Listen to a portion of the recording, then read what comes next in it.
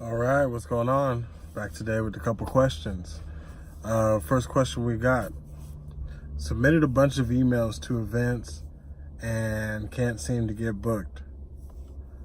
So this is for a musician, but I like to give advice here kind of for everything in general. You can't expect much results if you're only communication with people is electronically. And then the results you do get, you're not going to be too happy with them, you know? So it's good that you're using these resources to get these emails, but you need to also be using some of these resources to find things going on around you that you can show up to and supplement with those resources. Because then at that point, you know, you can follow them back on social media.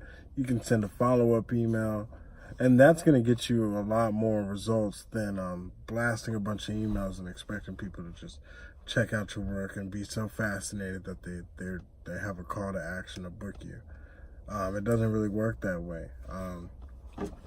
When I had my first thing that I wanted to showcase, which was 2 songs, as soon as we got both of the songs like completely done and recorded and mixed and we were happy with them, we went out to an open mic. And you know, we did just an open mic for it was at a burrito spot in San Jose. I wonder if it's still open, Iguanas. But I know Jonah Melvin and the Timeless, they were the people putting it together. And that might have been that was our group's first performance. Everybody had different history with performing, but that was our group's first performance. And from there, you know, we met more promoters. We met people that were in the room that were doing open mics in other places. And, you know, it just helps. And then the next time that we booked our first, like, legit music venue, we got by going to another show. You know, we just went out to the show, and then we had CDs on us, and one of the DJs was there, and I said, hey, I like the show. I think our music kind of fits this theme. Here's a CD. He heard it, and then we got booked like literally, I think like the next week or two. And it was just like that. And this was somebody who I think I submitted to their Dropbox for their radio program. You know, back when we actually had to put the CDs in the mailbox. And yeah, so I pretty much reached out to him that way and email, but it wasn't until face-to-face. He'd probably have seen my music before or seen something submitted, but once I gave him that most recent stuff and he saw me and he connected it, it was a match. So, you know, I'm not saying stop submitting, but I'm saying that submitting is maybe 5-10% of it. And you don't want to put 100% of your effort into that part of the game, because you're going to get faster results being face-to-face. And, you know, if you feel like you're shy or something, you know, you take it as an opportunity to work on that skill, you know.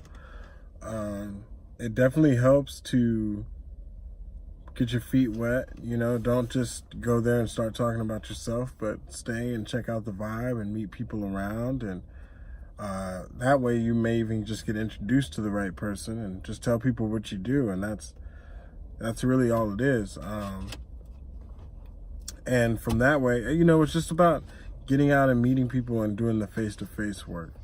I'm definitely, a lot of people know that they've met me because I kind of have been out there and I put myself out there when I'm in social settings that makes sense for my brand. You know, so if there's a hip hop show going on and if I made a hip hop album, I show up and I'm talking and I'm mingling and I'm having fun and I'm letting people know what I'm doing. Same with writing, you know. I'm planning to do a lot more poetry, open mics, and stuff, and have my books with me and have links to these videos and have links to ways that people can get more content.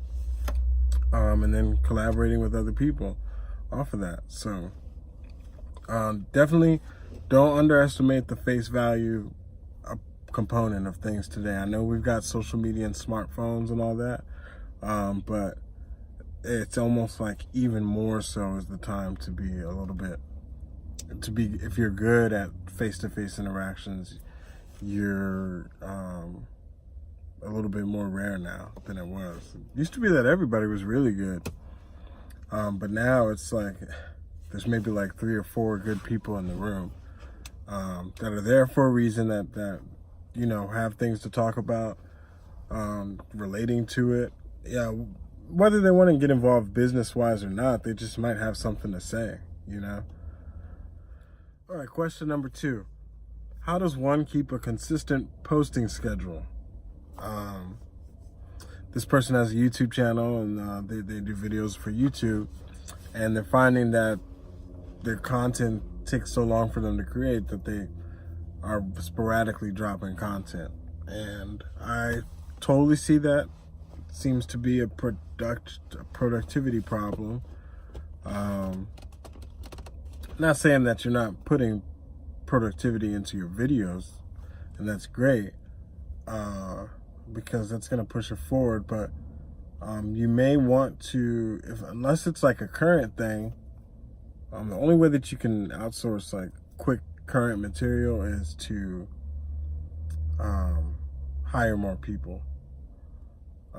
But if you're trying to do any other content like gaming videos or videos like these, or explanation or reviews, some of the reviews need to be current, but you can also be reviewing old stuff. And that's going to kind of bring me into my point, which is try to stockpile more stuff of your good works and release those in whatever time you deem the value should be coming. And in the meantime, one of the things that my social media manager right now has been pretty good about, and she's like really good with engagement and, you know, pumping numbers and organic followings. And, you know, she's kind of got us on this program where we post on the Instagram page one thing at least a day, whether that's to the story, preferably a post every 3 days, or 3 to 2 posts a week.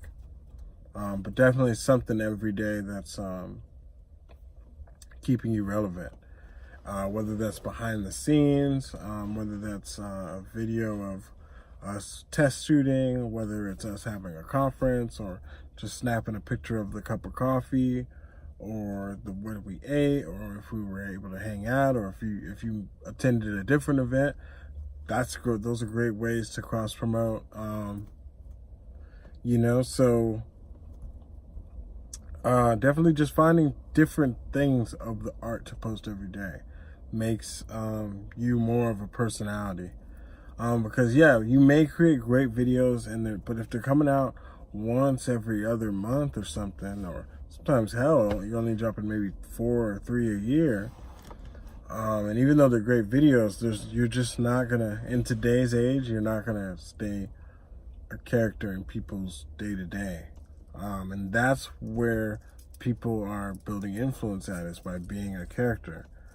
Being somebody that's, okay, like, we are productive, you know, you've got your great videos, but all the stuff leading up to the videos, and do we have smaller videos that you could be doing in the meantime? Like these videos right here, these don't cost me any money, and yeah, I've got good camera equipment and lighting, and you know, we could, you know, be messing more with the filters, but this is a quick way to get quick sound, quick auto adjustments of lighting, and I can knock them out, edit them, put them up, you know, every day.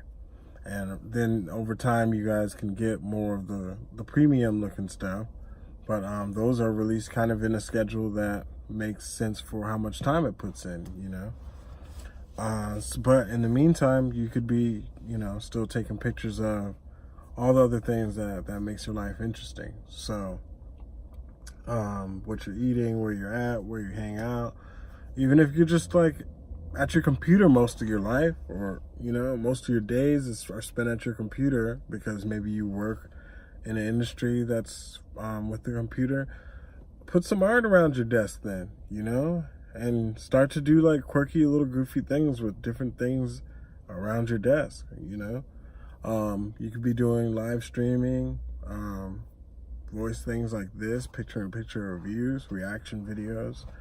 And then that brings me back to my other point, which is you could be reviewing, if you do a review channel or something, you could be reviewing other things that aren't super current to give you a stockpile of things to release at that same quality, to supplement with you also doing some current things too, you know. And then as your following gets increased and you have more time and resources, then it's going to be easier to stay on a good production schedule. But in the meantime, you know, definitely make it easier on yourself and just snapshotting what you do every day.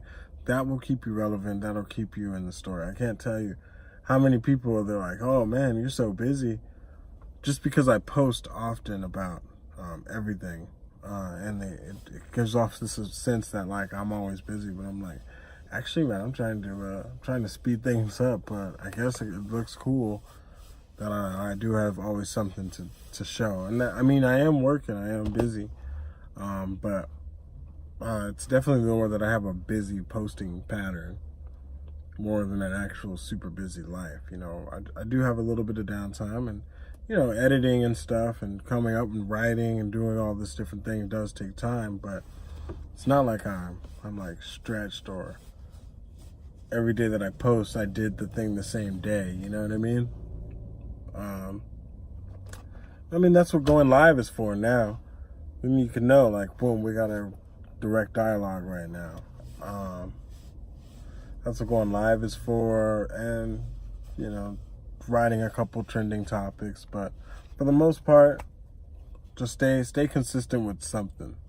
Doesn't have to be your best top video, the whole purpose of your channel, every post, every video. Sometimes you can even just write a quick post and it might touch people and keep people in tune, you know, and people are always, they're always seeing something from you, so you're in their minds. It's like TV, you're like a host. And that's how it is in everything that we're doing nowadays. Whether you're rapping, whether you're an author, whether you're a comedian, a performer, a dancer, or whatever, if you're snapping the pics, people are watching and you know, contributing and being fans. That's all for today, though. Email 24creative@gmail.com if you got any questions. I'll be happy to answer them. You can send we got Patreon if you want a review of any of your artwork, or if you want to have a question that you want asked, all on the Patreon. Gives you unlimited access to the premium content. And yeah, we'll be back. Stay tuned.